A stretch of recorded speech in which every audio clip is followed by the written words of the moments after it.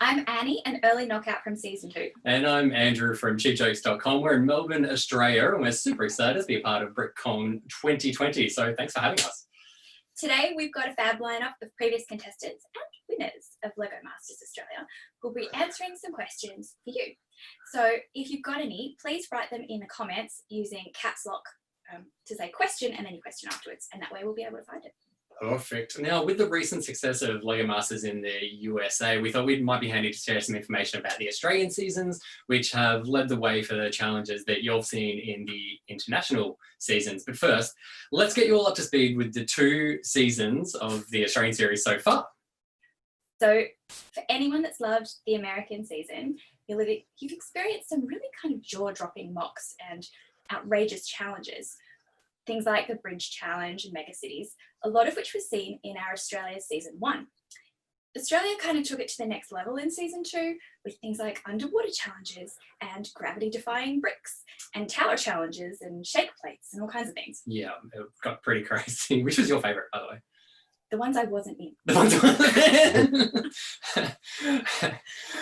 so season 1 was show-stopping. Season 2 seemed to take it even further. Season 3 is almost about to start production. I believe that BrickCon spoke to Brickman just moments ago, and I don't know if he shared anything or not, but I doubt it. So the challenge producers are going to be throwing some things at the new teams for season 3, no doubt. I think, well, I'm sensing some kind of robot wars or some blind building. I think that would be kind of fun. Yeah, yeah. Hopefully there's even brick modification with like chainsaws and chainsaws. I want to see some things, getting destroyed. Here's 24 hours, build something, and then we put chainsaw through the middle just to see what it looks like.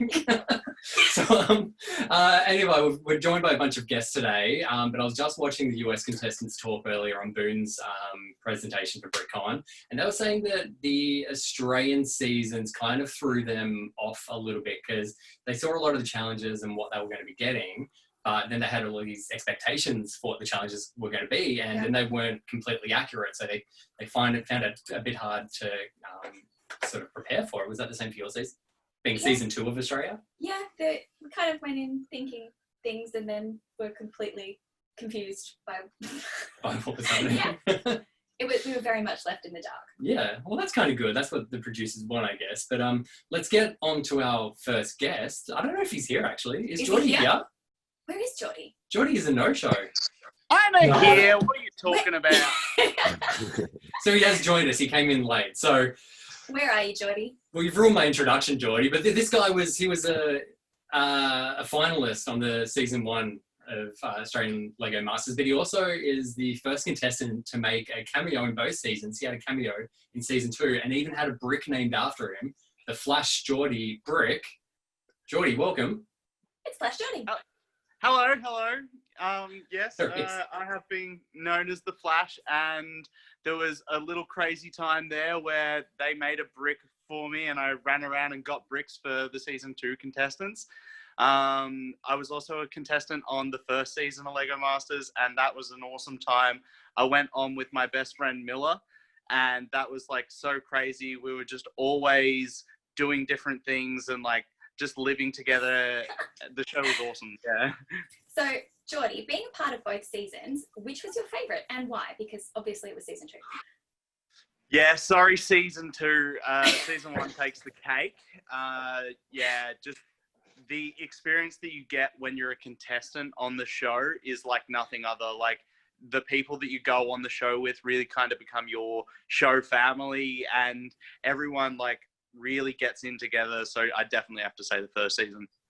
That's true. Yeah, you mentioned Miller just now, but we have barely seen him since the season finished. Is that because he found a girlfriend on the show? Yeah, well, on the first season, Caitlin, one of the first knockouts, she and him just got really close and they started talking. Knocked him out. Yeah, she did. Yeah, she really knocked him out. They have been together for like it's like 2 years. I don't know. They've been together for a really long time now. I'm so happy. I'm getting ready for the wedding, I reckon. Yeah. Lego wedding. Is that why you went back on season 2 to try and find someone? No. No? I went on just to run, to be the Flash. No, that's fair enough. Well, so they introduced you as a brick, and you were a pretty powerful brick, the Flash Jordan brick. Will it be making an appearance in season 3? Look, that's completely up to the producers. I am up for whatever they want to do. But as far as I know, who knows? Well, if you're not going to be back in season 3, Jodie, it must mean that a season 2 contestant might get their own brick. So I was thinking the Cop It Brickman brick, and then whoever gets that brick has the ability to play Alex's line and call out the brickman just once and tell him to cop it. I mean, I love the idea. We'll have to see. Actually, you know what? For the US audience watching from BrickCon, they probably don't understand the Cop It Brickman reference. Trent, are you able to just explain this? You made it to the finals in season 2, so you were there to witness it.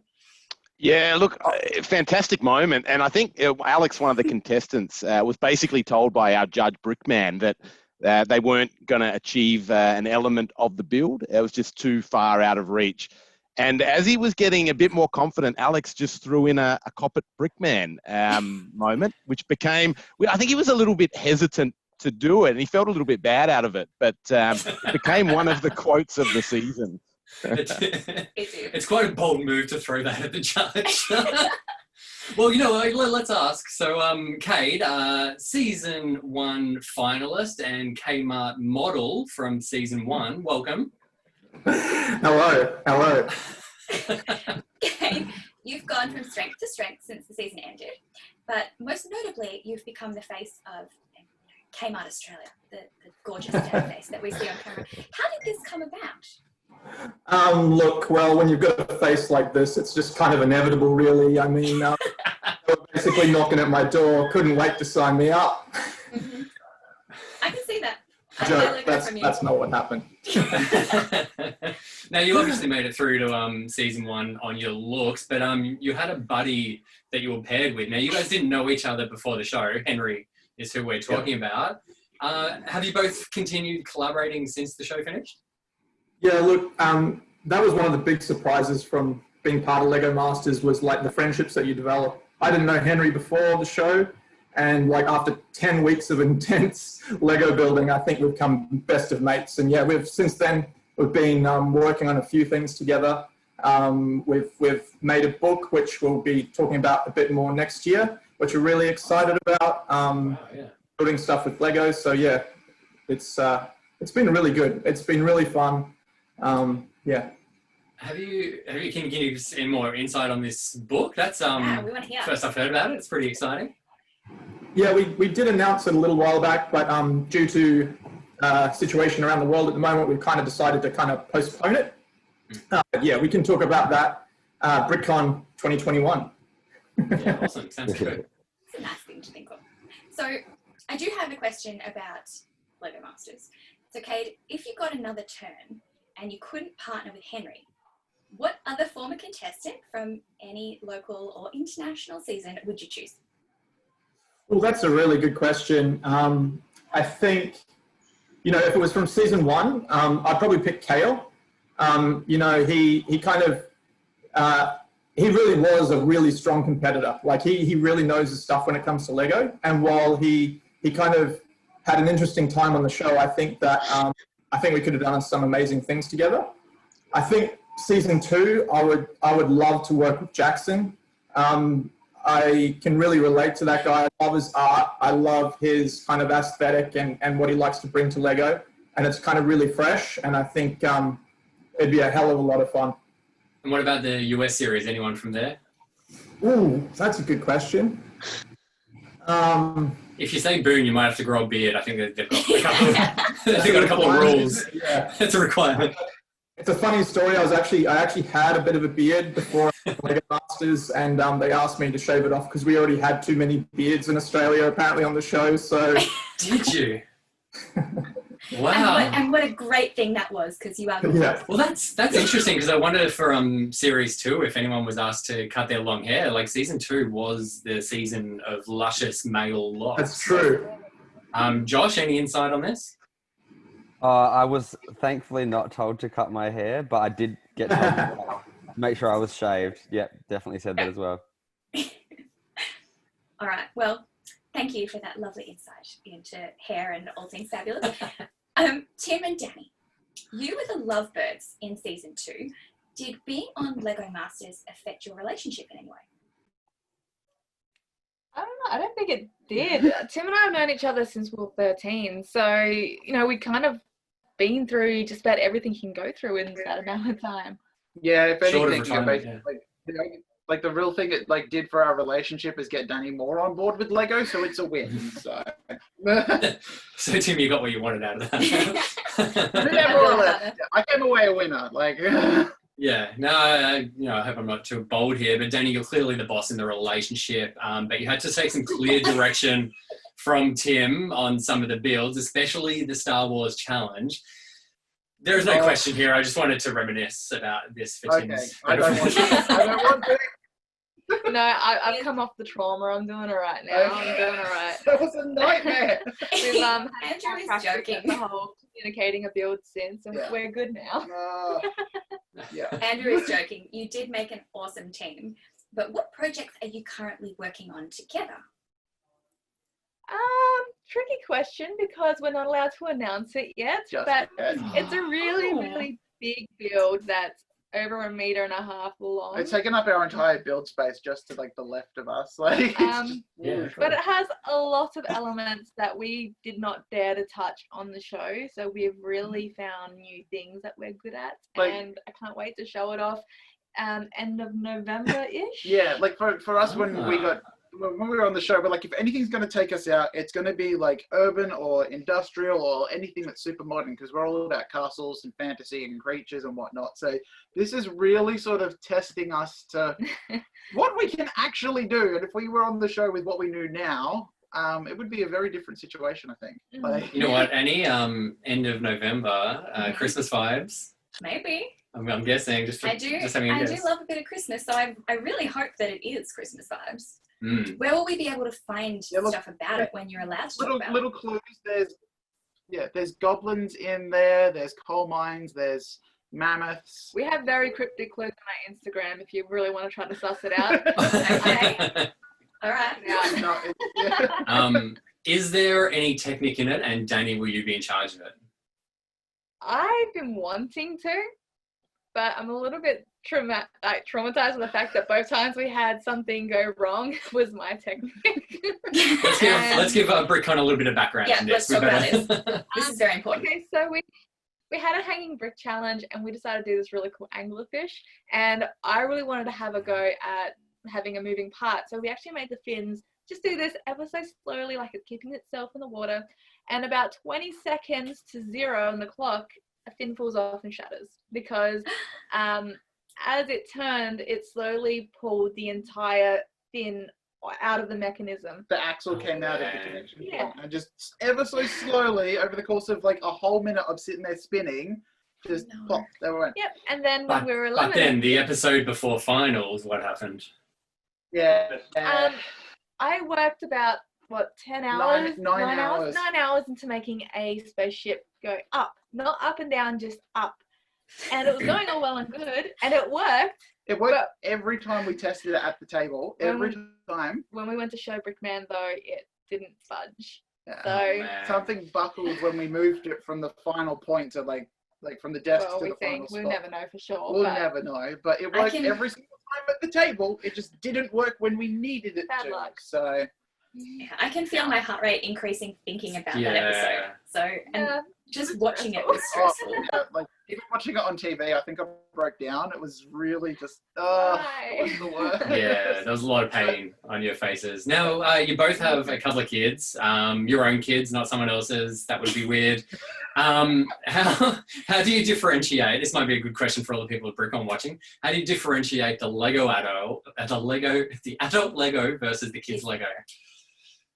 Well, the kids mostly have Duplo because they're only 1 in 3, so lots of small parts are choking hazards. However, we do sometimes bring our eldest Carlia down to the Lego room, and we might build.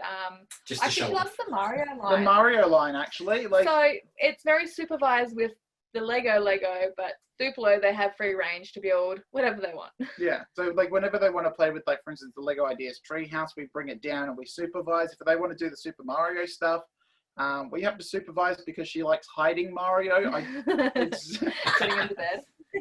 But like they know that this room that we're currently in, the Lego room, is, you know, adult space. But if it's out there in the rest of the house, it's, you know, supervised play, I guess. Yeah. Any other kids that any other parents that hear you talking to your kids about the adult room?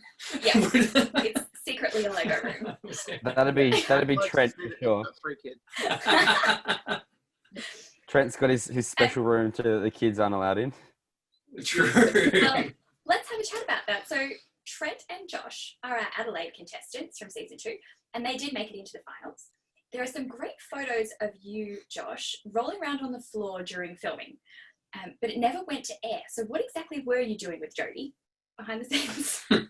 Yeah, so we had a challenge where we had to build underneath the table. So we're building upside down, which was pretty fun. It was very stressful, but pretty fun. So we had these roller boards that we could, like, almost mechanic boards that we could lie on the table with. And we decided to have races across the showroom floor on them to see how fast we could get going on them, which was pretty fun, but didn't make it to air, unfortunately. But that was super fun. Who won? Me, obviously. I think Jodie's like, I don't have the arm strength. But yeah, no, it was good. It was good fun. Now, Trent, you're nationally famous for your toy podcast and beautiful tones. Is your voice being used for anything else Lego related? No, I haven't had the call up for any Lego related projects.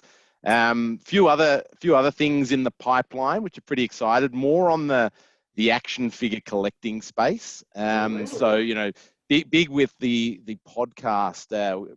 As you might know, Andrew, we do a action figure collecting for the old people. You know, not for the kids, but for the generation that had all that 80s marketing pumped into them, and now, just like behind me, are forced to collect them all because we were told to do it as a kid. But few things in that space, nothing for the dulcet tones in the Lego world just yet.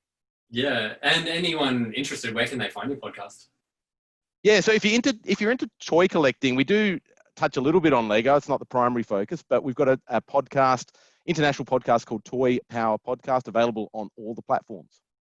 All the platforms. Awesome. And Trent, you did write a blog post for cheapjokes.com the other day, and you reviewed the Casey Jones figure from 1989. So thanks very much for that. Very cool. So anyone interested, go head across there and you'll also find a link to Trent's podcast.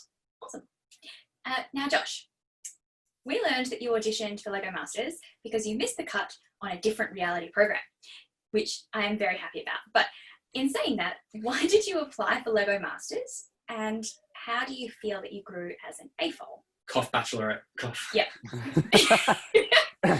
Yes, so it wasn't the Bachelorette, but I did originally apply for.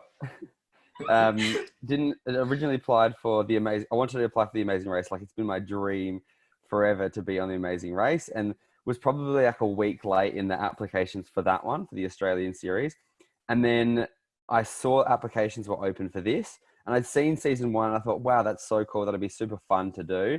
I just thought it would be a huge laugh, lots of fun. And yeah, applied as a bit of a joke with a mate that I convinced. And just like got pushed through the process fairly quickly and was very surprised. And lo and behold, was put on the show, was paired with Trent, who I'd not met before, which was super awesome. And yeah, just like Cade said, you make lifelong friends going through that process for 10 weeks. And yeah, I'm actually really glad the way it turned out in the end. Yeah, you guys, you wouldn't have known that you guys didn't know each other beforehand. You complemented each other's skills so well. Really? There seemed to be a huge friendship bond that was almost instant. And not just because you're from Adelaide, I'm guessing. It was just you guys as personalities. That must have been a relief.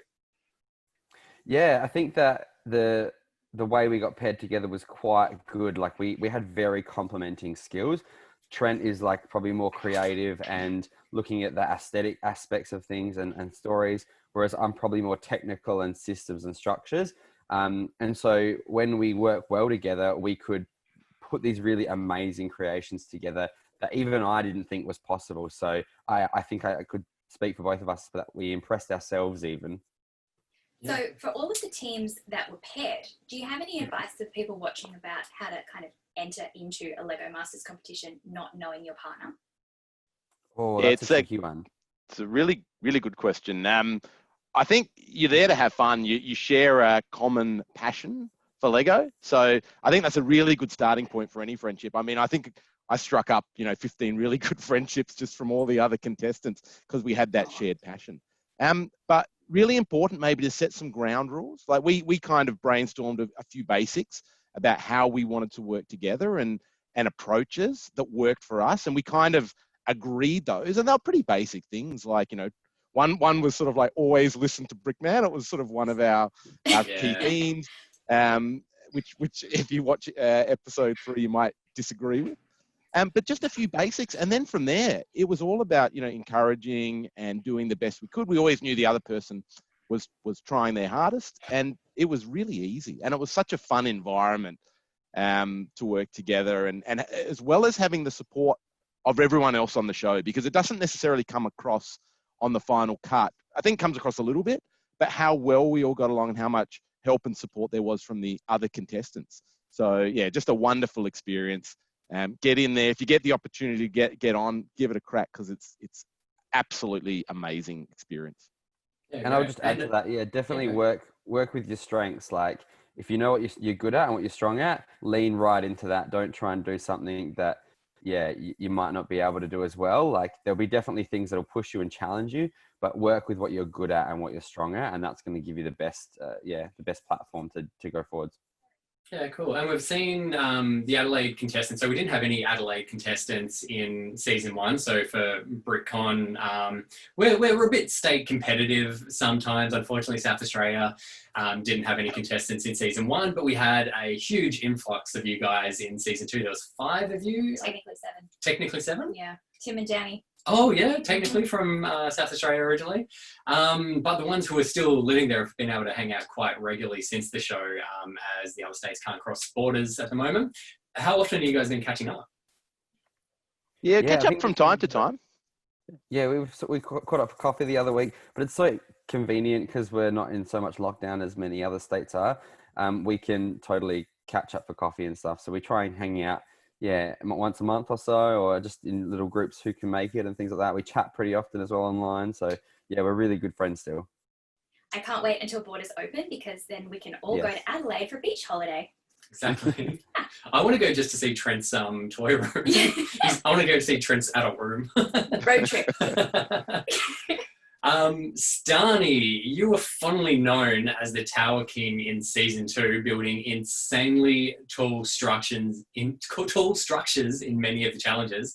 Heading into the show, yourself and your partner Jay, who have been friends since childhood, did you have a plan in regards to the builds or aesthetics, like any pre-planning you guys did?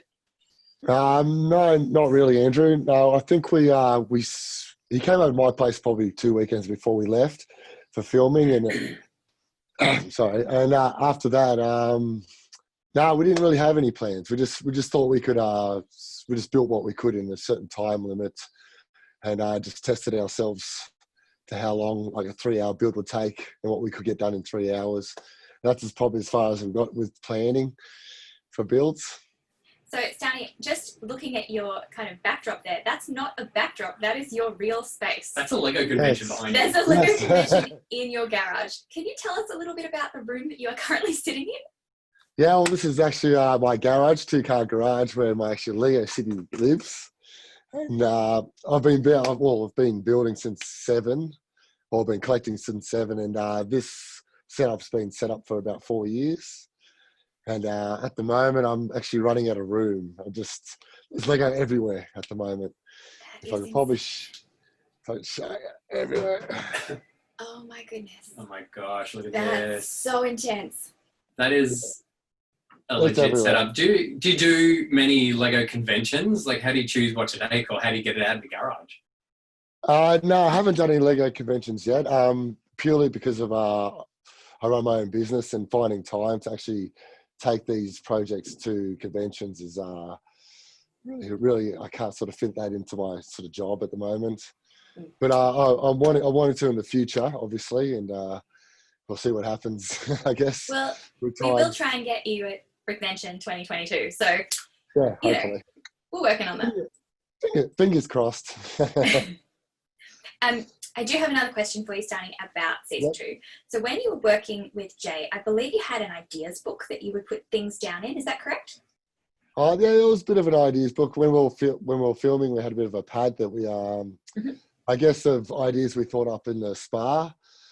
In the spa? In the hotel. Waterproof notepad. In the spa. No, we used to think of the ideas while we're having a spa at the end of probably every day shooting. And then you come up with ideas, and then we'll go back to the room and just jot them down. Were your ideas kind of versatile enough to suit all the challenges that were thrown at you? Or did you get pushed to certain limits while you were building as well? Definitely got pushed to certain limits, yes. Definitely with the 3D art, because I'm not very art minded. So I guess that was a lot harder for us. But let me think. I don't know what to say. I still think the art piece that you both created was spectacular. I really enjoyed it. Yeah, it was all right. It just wasn't 3D enough. Yeah, that'll be a good challenge for season 2 in the US. Hopefully they get to see it. Now we've seen you do some public appearances at schools since the show. Was that received well by the children? Yes, it was. Yeah, it was very overwhelming. As you entered the room, they all screamed, and I was like, "Oh Jesus!" I felt like turning around and running the other way. It was fantastic. It was really good to meet all the children and talk about Lego Masters and different things we've built, and just answering the children's questions. And yourself and Jodie actually got a second chance at coming back into the competition. Where is Jodie here? Has she made it? But I know it was the two of your teams. But regardless, you got a second chance because you were eliminated, and then there was the opportunity to come back. And we're all friends, but were you staring each other down in the lead up before that challenge? No, we weren't. No, me and Jay were hoping it would be Jodie and Jen, where we walked into the room because we were standing behind the roller door and we could hear everything that was going on inside. And we were just hoping it wasn't Jen and Jodie because they're such nice people, and it was so hard. Everyone was nice on the show. It was hard to compete with anyone. But yeah. Josh, you were cheering from the sidelines for that. Did you have a favourite? Josh is nice and honest. Let's go. Look, I tell you what, I think the moment that really epitomised how good the builds were, like both of them were so good, but at one point, Jen from Jodie and Jen's team grabbed a Lego brick and she went to go stick it on this Polaroid camera that she was building, but she accidentally went to go stick it on the real camera and not the Polaroid camera. So it kind of made us go, wow, they actually look so similar that she got confused in that moment. So it actually epitomized how well that both teams did. I personally really loved the camera. For me, that's very nostalgic Polaroid camera. I used to have one when I was younger. And I think they just did an excellent job. And that's not to knock back what Jay and Stani did. Their Game Boy was amazing. The way they did the buttons on it and the colors for the screen. They were both just really incredible builds. And I do feel a bit for BrickCon having to pick one of those two because they were so good. Yeah, and just a context there for BrickCon as well, they had a knockout elimination challenge between two teams where they had to pick one of, I think it was about 6 objects and then rebuild that out of Lego. So huge testament there to Jen and Jodie's Polaroid camera build that even they couldn't tell the difference between which was the real one and which was their Lego one. That shows how good it was. It was actually spot on. Now, Runa, you're hanging there in the background. Thanks for joining us. Have you been missing hanging out with your buddy Annie here since filming, your building partner? I miss you. Yeah. We're about, 40, 50 kilometres apart in physical distance, but, it might be just an hour's drive, but with our current lockdowns, we can't even go and catch up for coffee. So it's been an interesting time in Melbourne. Yeah. Runa, while we were filming, and I remember this from our hotel, while we were filming, you submitted your PhD. So you basically became a doctor while we were going through elimination builds. Can we officially call you Lego Master Doctor now? Dr. Lego Master? Yeah, Dr. Lego Master. Yes. Unfortunately, my thesis wasn't in Lego, but I guess you could call me Dr. maybe my next one. Yeah, Dr. Runa. Is Runa the first Doctor to be on Lego Masters? Anyone in the comments, can we this? get some confirmation? Has there been any other Doctors on any Lego Masters International that you know of? You're definitely the first Australian Doctor. Have you continued building since Lego Masters, Runa? My problem has been that I got caught in lockdown without my Lego. Oh no, what have you been doing then? I know, because I sent you some. Lego. Oh, did you? Not Lego. Yeah, and he sent me an emergency rescue package of some Lego. That's nice. What did you get sent? It's just a little creator set, but you know, just have it, little dots. Oh, there you go. Awesome. That's great. Bilsy, are you on the line? I know you were joining us, but I haven't seen your face pop up yet. We're still waiting. That's okay. That's all right. Is he coming? We can speak on behalf of Bilsy. Has anyone else got some big Lego projects they've been working on who we haven't asked yet? So we know Tim and Dannii have got their potential Christmas build, which we're just putting clues together on that one. Let's have a look at our chat and see if anyone's asked any questions. Yeah, for sure. Any questions from the Well, I actually have another question for go everyone, on. which I think people might be interested in. Because we were the first eliminated, obviously we went through a whole range of emotions and things. Is there any piece of advice you would give to teams that might be the first eliminated in future seasons? Runa? Is that me? You've muted. Yeah, you've muted yourself. Yeah. I've muted myself. No. Yeah, Runa. Because we were the first eliminated. That's okay. As an eliminated contestant, what advice would you give to future eliminated contestants? Because we were the first ones to go through it.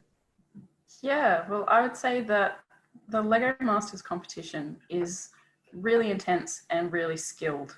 So for me, I probably didn't have as many skills as would be ideal. And so my advice would be make sure that you practice. Mm. And then on the flip side, Cade, as a winner of the first ever Lego Masters in this format, what advice would you give to people who are actually in it to win it and not just wanting to get on top? I mean, the reality of the show is there's 8 teams or however many teams there are.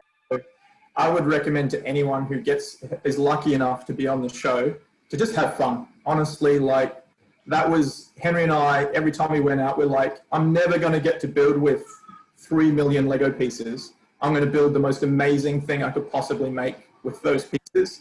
And so you've kind of just got to go out swinging and just have as much fun as you can. I think, I know that was the approach we took. Obviously we were competitive, but that was kind of our take. And always kind of like, the other thing is we tried to make every challenge our own. So like, I think someone said, play to your strengths before, Josh. And I think, like every time we had a build, it might've been the apartment build. We're like, let's do a space one. Like that just seems like fun. Something that you can really get into and have fun with. Yeah. Sometimes the brief may seem kind of simple. You can go crazy with it and have a lot of fun. So yeah, that would be my advice. I think from an Australian culture point of view, having a couple of dads win the competition was kind of perfect for us. Definitely. It definitely suited the audience perfectly. Do you feel that? Yeah, definitely. I think, it's funny, like as a Lego builder, I'm a perfectionist. I like to use everything and everything has to be perfect. And since I had when I had my first son, he was 3 when I was on the show, and he would wanted me to build stuff out of Duplo. I realized that, you can simplify things and you can do things really quickly that is really entertaining for kids and other people. And you're like, I can let go of my perfectionist in me. And that gave me a huge edge coming into the show, knowing that I didn't have to be perfect. I could just I'd never brick sculpted before, and just trying that out, for example, and just running with it and just going, we'll see what happens. And I think, having kids allowed me to do that for sure.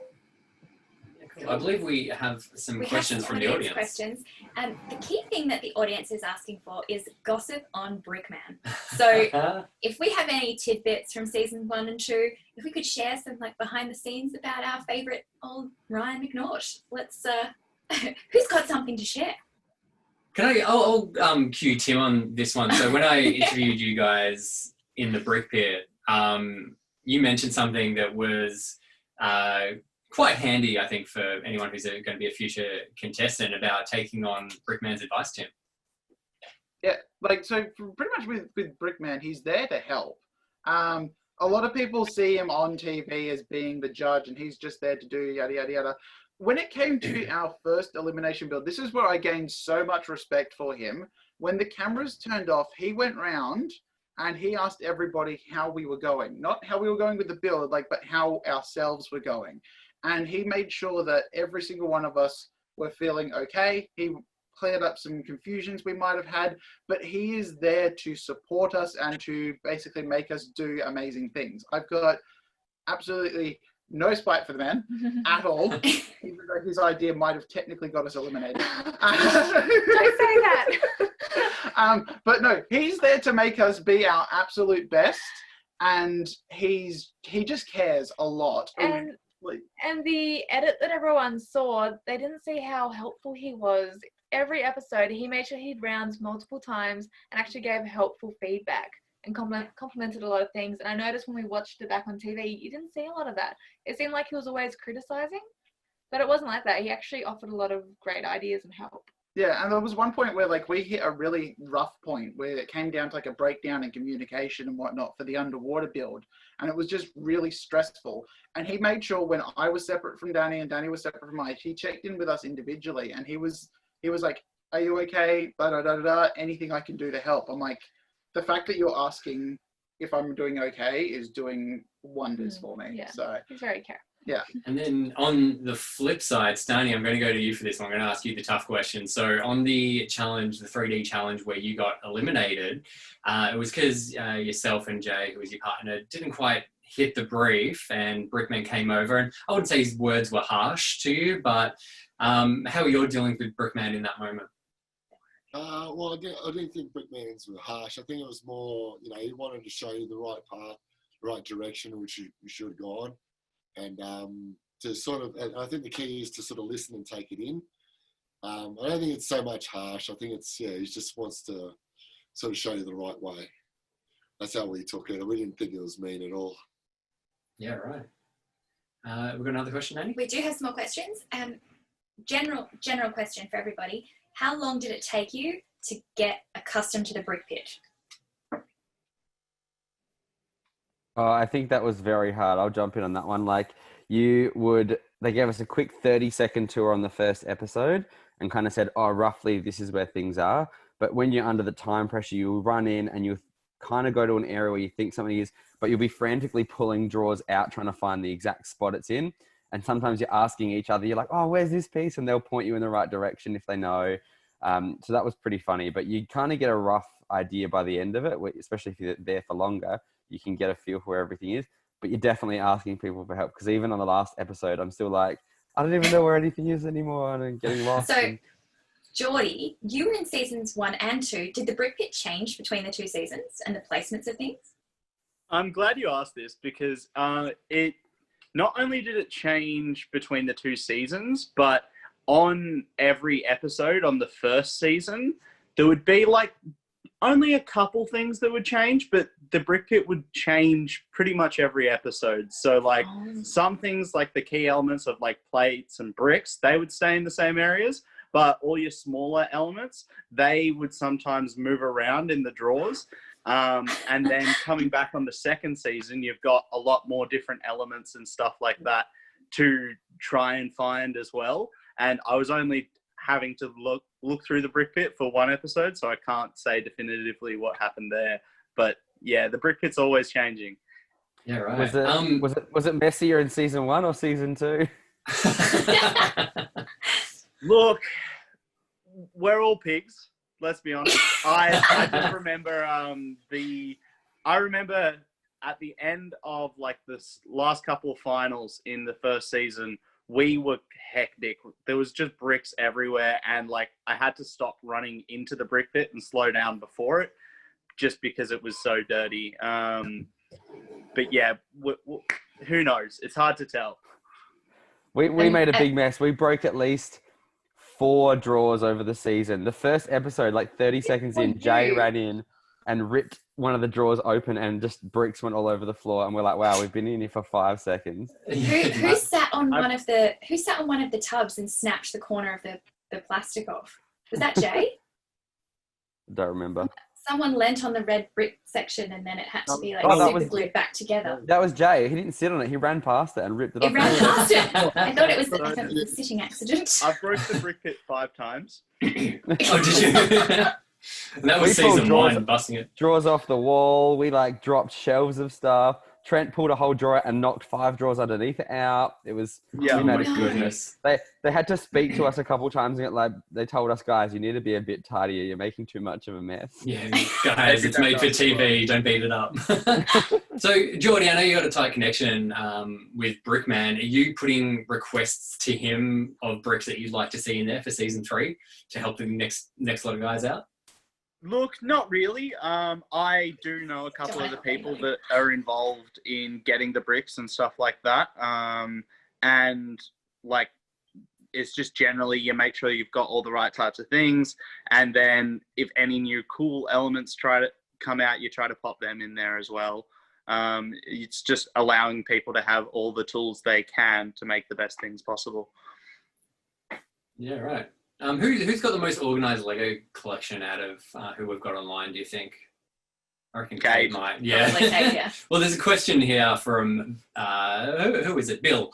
Would you adopt anything you saw in the brick pit and decide to organise your Lego in that way? Yeah, it's funny. It's funny. I think the real question about the brick pit is how do you live without it when you leave? Like, getting used to it is fine. You'll get used to it. But like when you go home, you're like, I don't have these pieces. My collection is a sham, you know? And so for me, it was really about I went through all my collection and reorganized it. In a nutshell, the brick pit was sorted by color. So you'd have plates 1 by 2 by 3 by 4 by a particular color. Bricks by the same thing. Modified bricks are all together and modified plates. And so, yeah, I did a massive overhaul of my collection. It now looks like a beautiful rainbow. And it's funny, like the one thing that I think was so impressive about the brick pit is you'd walk in there and it looked beautiful. And if you walked into my Lego collection previously, it looked like a bomb site. And I think after reorganizing it the way it was on the show, it's actually really nice to go into that space now. And I actually want to build. So yeah, definitely learned a few tricks there. The only difference is you've got to take your own models apart and put them away yourself now, which is probably the worst part, in my opinion. No brick monkeys to help you. No brick monkeys. Well, guys, we're almost out of time. I'd like to say a massive thank you to all the contestants that have joined us this evening in the US. Or this morning. This morning in Australia. Season 3 of LEGO Masters Australia is airing in 2021, and our fellow AFOLs and contestants are taking part in Australia's Brickvention Online, hopefully in January next year. So you can connect with all of our contestants via Instagram, and we'll be linking through our profiles shortly after we finished here, actually. Excellent. Well, good luck to all the BrickCon AFOLs here. Don't they say AFOL? AFOL? AFOL? Is it only Australia that says AFOLs? I don't know. It's better than AFOL. AFOLs? AFOL kind of sounds inappropriate. Yeah, well, anyway, to all you BrickCon AFOLs here that are yet to star on LEGO Masters, we hope to see you competing soon. Good night. Yeah. Thank you very much, everyone.